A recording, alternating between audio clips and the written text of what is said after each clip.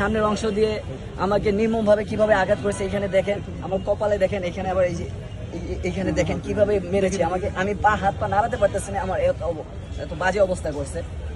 তো আমাদের এখানে আজকে শান্তিপূর্ণভাবে কর্মসূচি ছিল যে গণহত্যাকারী খুনি হাসিনা ফাঁসির রায় হবে।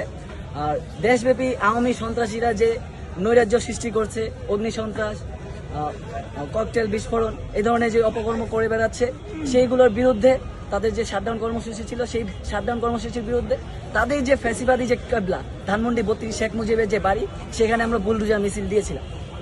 আমরা এখানে পৌঁছানোর পরে ডিসি মাসুদ স্যারের সাথে ভাইয়ের সাথে কথা হচ্ছে যে আমাদেরকে কিছু সময় দেন, আমরা এখানে শান্তিপূর্ণভাবে কর্মসূচিটা করে আমরা বের হয়ে যাব। বারবার তার সাথে কথা বলতেছি। এক পর্যায়ে আর্মি এসে আমাদেরকে আর ধরতে দিচ্ছিল। বুলডোজার নিয়ে আসলে শান্তিপূর্ণ কর্মসূচি কি মিছিল ছিল শুধু?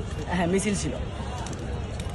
আমাদের এটা পরিকল্পনা ছিল যে আমরা অবশিষ্ট যত অংশ ছিল সেটাকে পুঁজি করে আওয়ামী সন্ত্রাসীরা যেন পুনরায় কোনো নৈরাজ্য সৃষ্টি না করতে পারে, সেজন্য আমরা এখানে একটা খেলার মাঠ তৈরি করার পরিকল্পনা করেছিলাম।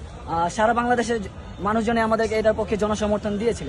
তারা যখন সামনের দিকে অগ্রসর হচ্ছিল, তখন আর্মি, পুলিশ, যত ধরনের প্রশাসন এখানে উপস্থিত ছিল, সকলে সম্মিলিতভাবে সাধারণ শিক্ষার্থীদের উপর নির্মমভাবে সেই জুলাইতে যেভাবে পুলিশ সন্ত্রাসী বাহিনীর মতো নির্মমভাবে আমাদের উপর হামলা চালিয়েছে, একই কায়দায় সেভাবে আমাদের উপর হামলা চালিয়েছে। এবং তারা এখানে সাউন্ড গ্রেনেড বিস্ফোরণ করেছে, টিয়ার শেল নিক্ষেপ করেছে, নির্বিচারে আমাদের শিক্ষার্থী ভাই বোনদের উপর হামলা চালিয়েছে।